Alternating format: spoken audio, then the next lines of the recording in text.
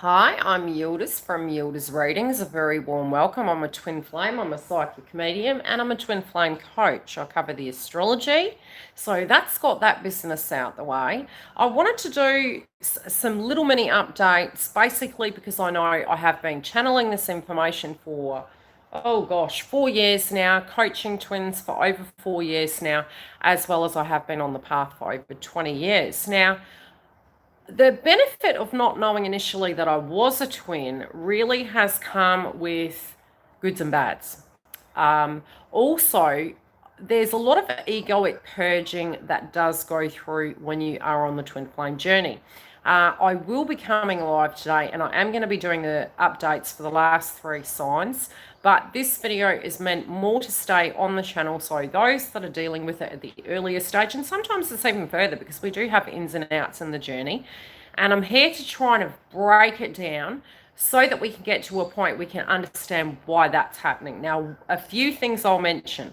If your twin is with a karmic, you're going to have to hear me out, okay?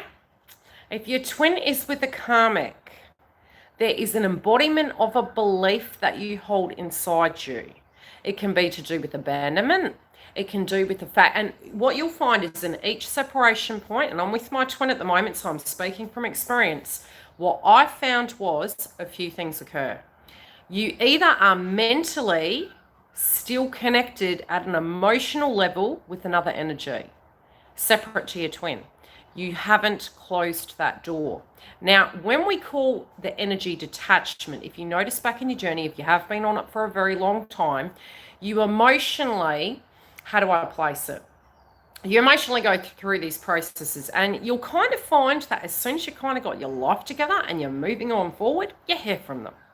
It's detachment. So I'm going to be doing videos based on this, how to get to that, what that process is, and what the tools are. With this video, why the runner chaser is there and why the energy of your twin being with a karmic is there. It is because we hold a vibration.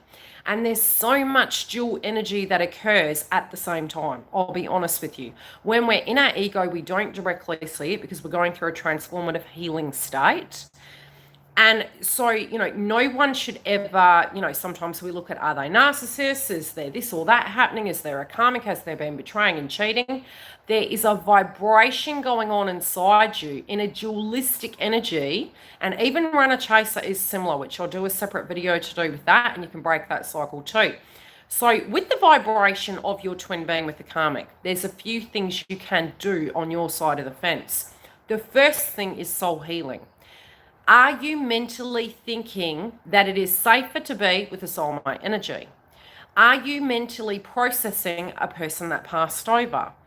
Are you emotionally looking at the fact you don't trust them because it's directly connected to you? I don't trust my intuition. My intuition was broken. And if I had known what was going on, this would have never happened. It's actually not true. So when we're operating through that thought process, what's directly happening is A, it can be very early, you've gone into separation there with the karmic. B, it can be it's been a very long time and you're going, it's sort of like you look under your armpits, you're going, have I not purged enough? I'm looking at all these twin flame videos. You then get very distorted because you're thinking, have I missed something? Maybe it's not real. Maybe I'm the karmic. Maybe I'm the twin. It's not any of that. It's detachment. It's basically coming to terms with, hi guys, it's coming to terms with what occurred and coming to a peaceful place and then releasing. While you have a fixation on another person, the doors stay closed. While you are looking at what they need to do on their side of the fence and you energetically are looking at it and thinking, they need to change this, they need to do this, they need to do that, the energy stays stagnant. When you detach from that, you're not taking that as a role. It's a bit like, that's why doctors don't get involved with their patients. You're taking on the doctor role. So you need to parent self, doctor self, look at that and look at that attachment and that belief. And then every time that comes into your subconscious mind, you need to tune out of it. You need to say, if I am able to actually move my energy out of this, it is my ego speaking saying, that I am their only savior, or I am the only one that can work this out, or they have an inability to solve their adversity, their challenges, and their blocks.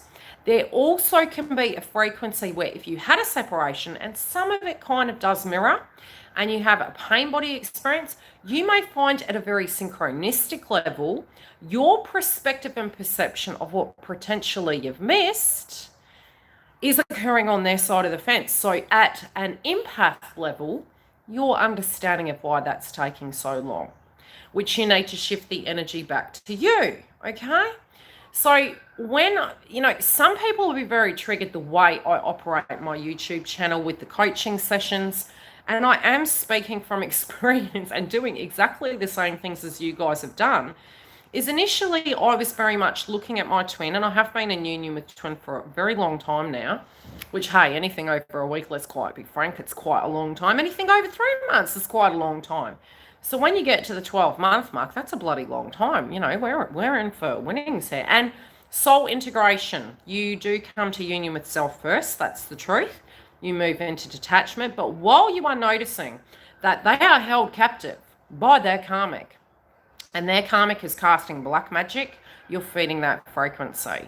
And even tower moments, oh my gosh, if they do this and that, this is what's going to happen.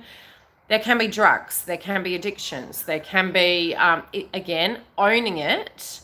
You need to look at where you have maybe been, and it will always, yes, we have inner child wounds. And yes, I use the astrology. So when I'm coaching everyone and I'm doing the videos, I haven't to a degree for a while done videos simply for each zodiac sign, because at a soul level, when you look at the zodiac signs, it links in for our ascension and our transformative frequency, what those trends are going to be moving forward. So it's a healthy way to look at how your transitional cycle's going through, but you will have an attachment to another energy. You may not have come to terms with the breakup with them, or a direct breakup with another person. You may still be yourself in a karmic energy, and you may be saying, are they coming to save you? No, they're not, because you're not wanting to recreate that more karmic energy, more lesson energy.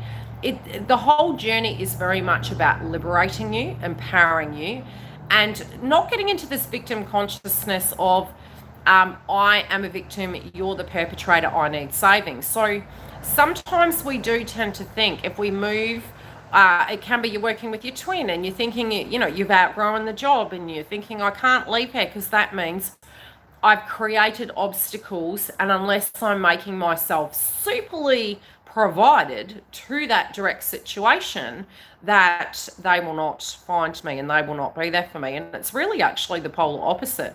I've been in different states, I've been in connections, I've moved jobs. I had the same number for years, and he knew it off by heart. Where he could not use the phone, he would actually connect him with other people I knew. We are moving into the age of Aquarius. We're also going to have the nodes, in Gemini and Sagittarius. It's a deep communication energy. They will find you on multimedia, okay? So try to detach the ego from that. I do find it's very embedded in the subconscious mind.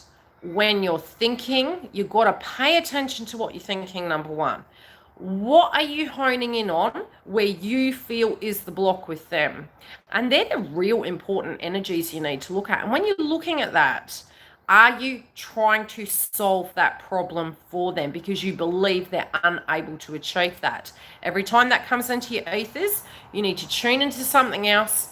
And it's almost like you're retraining your brain. You're rewiring your circuit board of going, no, I have faith in this process that if we were theoretically twins and chosen to be together, and they're a human being like anyone else regardless, because twin flame path, it is also, you will attract these energies with other people too, because it's a vibration you're holding. Those of you who look at Abraham Hicks, it's a similar energy. What you believe you attract. So be very careful what you're thinking. If you're thinking my twin's going to have a kid with somebody else, your twin will have a kid with somebody else because you're attracting it into your ethers. Everything directly that I fed was a frequency and a vibration I was holding, and it did happen. There would be karmics, there would be other people, there would be roadblocks, because I was very fixated on the fact that that was present and that was relevant for the term of the situation. You need to be very careful of your belief. Where does it come from? That's the first point of call. Where does the belief come from? Is there another energy? Are you on the fence? Are you 1 foot over here, 1 foot over there? In the laws of manifestation, your door's not opening because you haven't determined your belief. And detachment more comes through your third eye, because you're thinking on what happened. You're thinking on that over there, them, right? The karmic, them. You're coming through the third eye. You're looking at all of this and trying to comprehend it from a humanistic experience. Once you actually alchemize that and kind of consolidate it, you're very calm. You're like, oh gosh, you almost feel tired. It's like, oh God, it is what it is. When you get to that, your detachment brings what universe wants you to have directly to you. And 9 times out of 10, the way we kind of operate it, it's a bit like a journey. You know, have you ever noticed when you're planning something, you're like, right, it's going to be here, there, everything goes pear-shaped. Had you gone into it openly, and we even look at music this way, and I heard a great interpretation. I was looking at music for meditation videos, and there was one comment that a YouTuber made, and I don't recall his name, so I apologize for that. And he stated, when you go into selecting music for your videos, you need to go in without ego. And it's very similar in a sense of moving into what's coming in the future. Stagnancy and journeys and anything, whether it be your career you're looking at, whether it be your twin flame journey, because it's all interlinked, guys. Your twin flame path is just not the connection. It's where you're supposed to be. It's how you're growing. It's all the things that are meant to come into your life, the lessons as well. It's all creating a new vibrational you. So even them being with the karmic is recreating a new vibrational you. Your belief systems. Can you have love when another person is with somebody else? Yes, you can. And it's really embodying that love vibration to show you. Yeah, and you get quite confused. You're like, why am I still in love with the person that's with another person? Why are you in love with the person that passes over? It's still love. Why are you in love with the soulmate? It's still love. They're various levels of love. So looking at that, but also practicing that self-love is very important.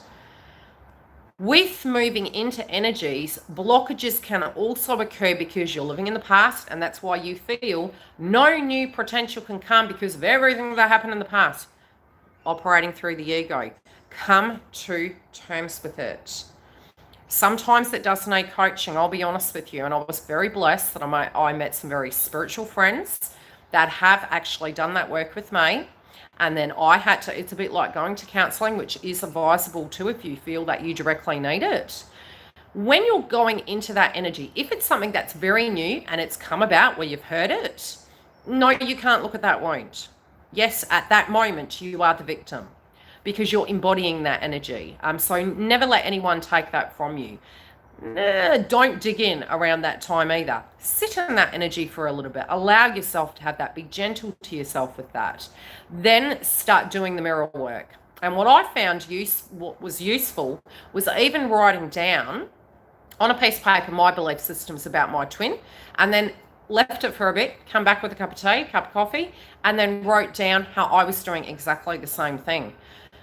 There's so many misconceptions in the twin flame journey, and I would actually say, especially after Twin and I have been in union and we've talked through various things and we've shared paths and we've lived, we literally have mirrored each other in various ways, be it later on down the track or directly at the time. And especially moving into union, you tend to find that you're really bloody mirroring each other very, very harshly, you know. There's always a lesson in that, and it's a spiritual blockage. So when we're working through our chakra systems, when the spindles aren't operating properly, you get purging coming through. So when we're having that mental process about there's karmic in the mix, where does it link back to for you? Who abandoned you? Who took all the hard work from you in a previous sense? Where you put it in and to no avail, the same outcome came. Make peace with that point and know that with the twin flame journey, that is not so. It is a very unique connection that because you have a soul mission, so to speak, you also have a lot of spiritual lessons. You'll see number synchronicities. You'll have a lot of hard lessons. Now, when we say karmic lessons, all of us as human beings get that. And karma is good and bad. It's lessons, right? So it's upgrading our souls and it's moving us to a higher level of ascension. When those are coming in a twin flame path, it's very unique. And I know that I've known my twin over 20 years and I could not explain it. I didn't have the tag, and you won't need the tag. You will detach from the tag. You won't allow anything any longer to, and this is part of your journey. And that's definitely a separate subject. You will understand that the number synchronicities, looking outside yourself, that everything is so cemented. It's very much vibration. And with your thought, if you're really stuck in an energy, you need to tune into it for a moment. As in, look at it more so, instead of it being indefinite, it's a moment. You also do need to look at it from a different perspective of, if they were with you and they ended up with karmic, what they weren't giving to you, they're definitely not going to be giving to the karmic. And if anything, they're going to get polar opposite and quite less. So it will be quite an unhealthy way, because what happens when we're scared, right? We go, oh my gosh, I want to go back to that comfortable place, which is very much with somebody potentially that is giving us the frequency of what we're not willing to challenge. So it's not exactly a nice relationship to be in. And that's even feminines can fall into that. So sometimes we fall back into, I want to go backwards. And with ascension and transformation, you can never go backwards. When you do, it kind of fails. It feels very uncomfortable and you're going to purge it at some point. There's an end cycle with that. Some of it is mental of what you're feeding it. Some of it is physical in a sense of everything has a life cycle. And again, if they jump from you to another energy, they weren't giving you enough and you were believing you needed to hold on. But really, you were in runner mode at that time because it really wasn't balanced. Let it go. It's a bit like saying, let a bird free. If it's truly yours, it will always come back. And that is the laws of attraction. It's being open to knowing your self-worth, what actually needs to happen. And you want to know that that person wants to be with you. You want to know that you are and everything that you give them, you can get angry at a stage and you'll be quite resentful that your intuition didn't give it to you. And then you'll move back into the empath energy that, where the shoe has been on the other foot in your life, looking at it and saying, if I've mucked up in my life, would I want someone to still love me unconditionally? And, we kind of hope we have that with a parent, and sometimes we don't. And very much if that's been relevant on your side of the fence and their side of the fence, yes, there can be soul work that happens. And it's not that you have to get to a point you look at them like they're victims, because they're not. They're going through a transformation, but also we are. Looking at where it's linking. And that's why soul coaching that I do is very important. A lot of times we sit back and we'll actually tune into maybe your belief systems, and it'll come through in your speech, some of your stories, and we can link into, maybe some trends going on, and you'll always through your throat chakra. And that's why it's really great to journal, see your belief systems and the ego speaking through, and then go back to it, have a look at it and think, yes, okay, that's relevant. And then revert back and sit there and say, okay, is this still relevant? Do I still see it this way? And a lot of times our guides will directly give us an example point to reach closure with that. But that's where the coaching actually comes into play. It can be counseling as well. What they were unable to give you, they aren't going to give more to anyone else because they have soul work to do. So they're going back to a nest of where it feels comfortable, and it will work for a little bit, and then it will become nastier and nastier. And we always get 3 rules from the universe, right? And trust me, I know this. You get the, okay, I've done what I've done. Then you go through the energy of you have a near miss, and it's like, this doesn't feel, it resonates with me, because ultimately speaking, the separation occurred because something was challenged in the connection to ascend to a higher degree to create balance, but it was unable to. And it would have been, to a degree, for you and them enabling or needing more Can be codependency as well, because when we have those energies, and we all fall into that in some shape or form, and it will be for the rest of our lives, and we'll check ourselves and work on ourselves and step back. When that's going on, the vibration has reached this point where you potentially are unable to challenge that. So the separation occurs. Sometimes karmic energies can occur because we go back to a nest energy.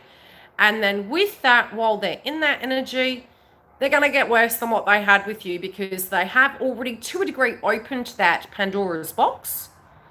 And they were already willing to challenge it, but with you, they couldn't do it. And it ends up being forced upon them energetically to challenge it. And you would have experienced this with soulmate energies, with families, with your work, your work domain, where that energy of transformation is triggered and pushed. Now, this can come during retrogrades. That's why I cover astrology. This can come through various houses. And Mark and I were talking about this morning. And I will need to do a collective energy update, but I have 3 zodiac signs left to do before I get onto that. So if you're struggling in your twin flame path and you can't find why this is happening, and you're even, for an example, struggling on a way you can actually look at it and come to terms with it. Yeah, the 8th house. I'll go into that later. Then with that, what you'll find is sometimes either, like I said, counseling, a reading, linking into it. And I give you tools through the lives I do with the twin flame videos. But I am going to try and create these videos, and I'll fine tune them. Hi, Stella. And it's to look at the various ways and the reasons why, there's no movement in that area and they're with the karmic. Now, when they are with the karmic, A, are you with the karmic? B, are you thinking on a person from the past? C, do you have I got to say A, B? Yeah, I got to say. Are you thinking of 2 various roads? Those are the 3 energies that can come up. Look at that, work on that, and you will resolve that energy and movement will happen. When you do, and you'll come through various pockets of the journey. And look, every person you meet is meant to be there. I'll be completely honest with you. When we say karmic, it doesn't have to be that the person is a karmic individual. For many, yes, there is, especially masculines. And I don't know why, but they do, if anything, even at preconceived ideas of we're ascended more so than them. I have seen various examples where my twin flame is more advanced than me in some shapes and forms. And then other areas where I am directly, and you end up feeding each other to actually grow as emotional human beings. You do need to look at those areas. So if you currently do have your twin with another individual, are you accepting that that is closed? Are you looking at the fact that you're split on the path? And it doesn't even have to be another person. You could be embodying the energy of the past and still scared of it for recreating that in the future. And until you can detach from that, the doors will stay closed. So you've got some homework to do, right? If you do need a bit of help with that, the link will be below. Come through, follow the channel. My information is different. I also do say, at a particular stage in the journey, which is a different video again, it's the psychic attack energy you get when you might have had a breakup, for instance, and you've gone, sod this, I really don't want to go back to this person. And you're very fixated on moving forward, which is directly, thanks, Mark, which is directly you moving into detachment energy. And there's a part of the journey, and that there can also be very much you moving into union with self. Hi, Giggle. When you're getting to that state, you're spiritually coming to terms with the past. Movement will not happen if you believe the past and the future is going to look the same, because you're attached to the outcome. If you're attached to it, you're manifesting it. So you must come back to self, go through the third eye and look at it, work through it. If my twin had come back to me at a certain point, and this is where I understood the relevancy of inner healing and closure. At first, I was understanding and felt it was going to come from them. And then I realized that think about a friend that's really shaded you. If your friend had come back 24 hours after they'd shaded you, do you think you'd be like, oh, Better Rose is okay, everything's okay? Or would in the back of your mind, it would be there? And remember, right now, this video, I want it to be relevant for all of time, and I'll come back and update it again. For instance, for us currently, when I'm recording this video, we're moving into a Scorpion moon. Okay, that's Pluto, that's 8th house. So it's funny that Mark mentioned that. 8th house is your hidden secrets, the realms. It can be scarred wounds from other people. It can be intimacy energies, you know, where you have this, oh, I have this hidden dark shadow side of me. I've got this need, and we've got, you know, Lilith, Black Moon, Lilith and Aries, which is our shadow sign, right? It's theoretically similar to the 12th house, but it's a different vibrational sense of your interconnections, and that can even be karmic energy. So it's unique that I'm doing this video today. Those energies, it's bringing our raw organic self up. It's not being ashamed. It's dealing with shame. It's dealing with, yes, you've changed, but would you not want to be seen as a very new person because you're going through a rebirth?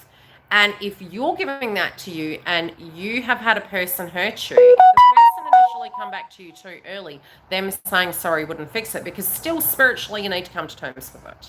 So that's where the coaching comes into play, because you won't be able to move forward successfully without making peace with wounds. And it's a bit like the gold bowl, you know, the Chinese bowls, forgive me if I'm getting it incorrect, the cracks in it. There's beauty in the cracks and they will serve you. They're going to move through in your life and they're going to serve you in some shape or form. And some of the things that I've dealt with on my journey that have been very, very toxic, might I add, and horrendous, where I didn't think I'd actually make it through in life, in general, didn't want to go on, they have really, really served me, both as a spiritual healer, growth in my life.